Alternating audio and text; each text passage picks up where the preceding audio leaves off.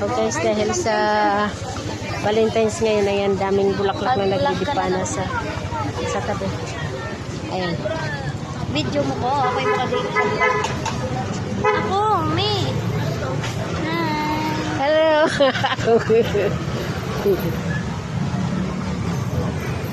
Dito maka-babe. Bow? Magkabit ka ba? Ako ma-order, ikaw mabayad. Yan pa bulaklak, oh. Ayan. Nakikita nyo yan. Dito kasi sa Maynila, talagang sineselebrate nila yung Valentine's Day. Samantala dyan sa atin, bihira, oh. Ang dami yan ako, guys. Anong salon?